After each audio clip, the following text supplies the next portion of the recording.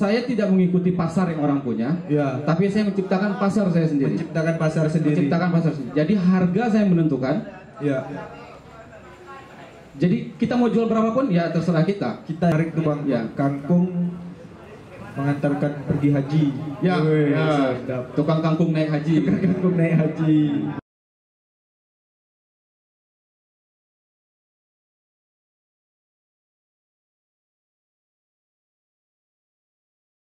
Kalau misalnya satu hari itu sampai 10 jam, 8 jam mainnya kan kayaknya banyak yang terbuang, mubazir.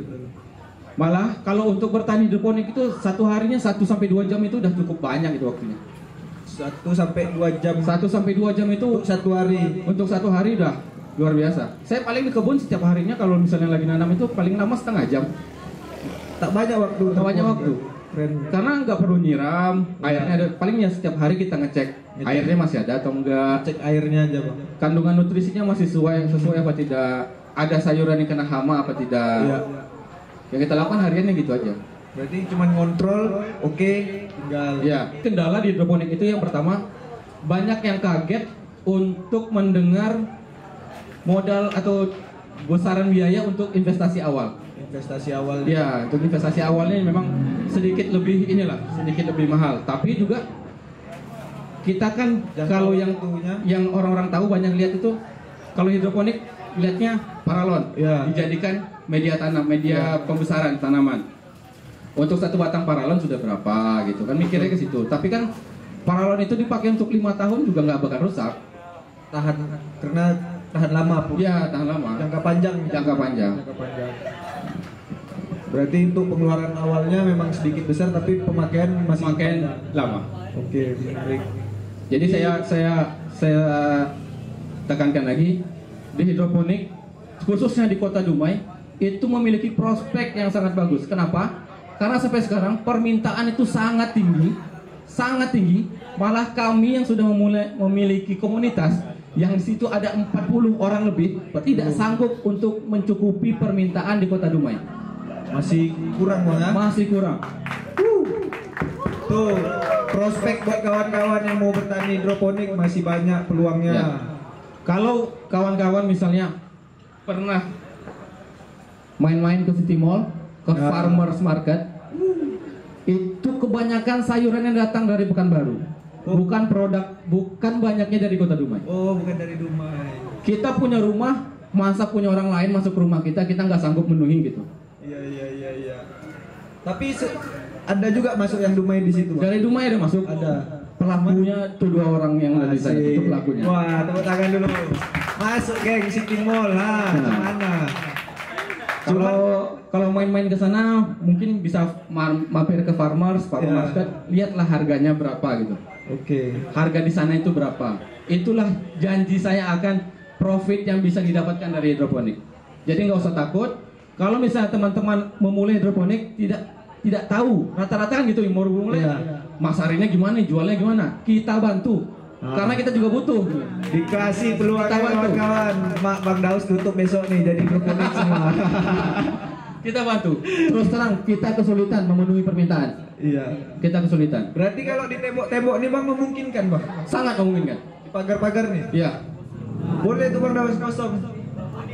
Bang Budi. Yang penting kalau bisa kita hindari dari air hujan secara langsung. Oh, air hujan Tetapi harus kena cahaya matahari minimum 8 sampai kalau saya pikir 12 jam per hari lah. 12. Kalau saya malah di ruang terbuka kan, jadi kena matahari langsung. Iya. Setidak-tidaknya ada beberapa literatur atau ada beberapa teori yang mengatakan 6 jam saja kena matahari, yang penting dari matahari pagi ya, itu sudah cukup. Udah cukup, Udah Bang, cukup. ya? Membantu nutrisi juga untuk Ya. sayurnya.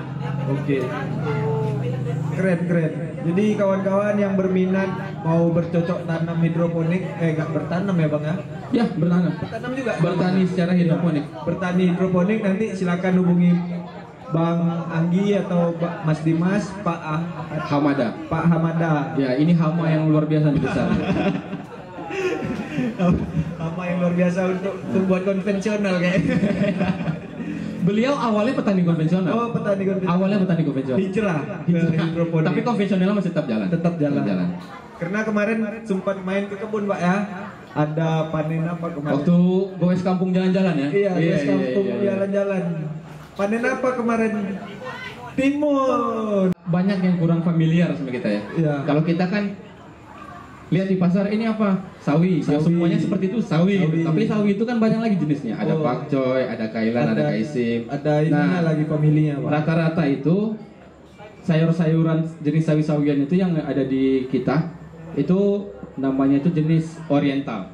Oriental. Dan makanya awalnya itu konsumen awal kita itu dulu kebanyakan tuh saudara-saudara kita yang etnis keturunan Tionghoa. Mereka yang lebih mengetahui jenis sayurnya apa-apa. Oh, lebih mendalami jenis. Iya, iya. Berarti memang apa namanya ya? Yang Pak Coy itu memang sawi, termasuk sawi. Sawi. Karena kemarin kita masak nasi goreng sama ini, Bang. Sama mie. Iya. Mie rebus Iya, ya iya. kan enak kali itu. Dan untuk dari segi rasa pun sayuran hidroponik itu rasa pahit itu boleh dibilang minim lah, malah cenderung manis. Jadi untuk anak-anak cocok Anak-anak kali. ya. Saya di rumah juga begitu. Anak-anak itu kan awalnya nggak suka sayur, Iya. tapi setelah bapaknya jadi petani, Jadi- alhamdulillah sekarang udah makan sayur. Karena pengaruh rasa juga. Pengaruh kali rasa ya. Anak-anak itu kan paling nggak suka pahit itu. Pahit. Ya. Ya, betul tuh, Bang. Karena jadi solusi untuk anak-anak juga makan sayur dengan makan yang sayur hidroponik, Bang. Iya, betul. Oke. Dari kebun ini saya mendapatkan 2 income yang berbeda. Wow, menarik nih, ada income masukan lagi kawan-kawan. Dari pertanian saya mendapatkan 2 income yang berbeda. Yang pertama dari penjualan sayurnya secara Penjualan langsung. sayur secara langsung. Yang kedua dari pengambilan video sayur yang saya jadikan di konten YouTube. Jadi bertani konten. Bertani, jadi nanam sambil direkam, upload. Wih, keren. Jadi masih ada penghasilan lagi selain bertani gitu. Jadi selain muda bertani, abang ini YouTuber kawan-kawan. Nah, YouTuber abal-abal lah. YouTuber abal-abal tapi banyak juga viewernya, Pak, tengok. GIE spasi hidroponik. GIE Spasi hidroponik. spasi hidroponik. Ya. Suhoki. Oh, itu idola saya tuh. Kenal, Bang? Dulu satu kelas. Oh, satu. Ya, jadi kawan-kawan yang kenal Suhoki, ini abang nih satu kelas.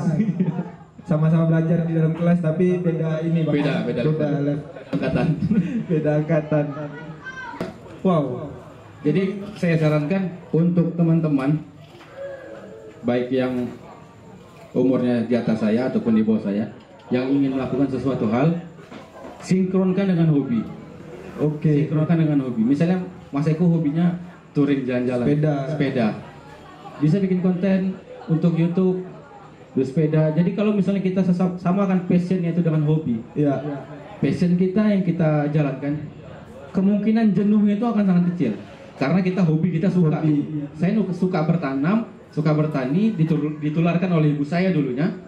Mas, sekarang saya jadi petani malah. Di masa pandemi di mana nyari duit segampang itu? Mak segampang itu.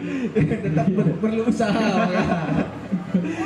Maksudnya di masa sulit seperti ini kita sulit untuk bahkan ada teman-teman kita yang di PHK di saat pandemi berlangsung di negara kita gitu.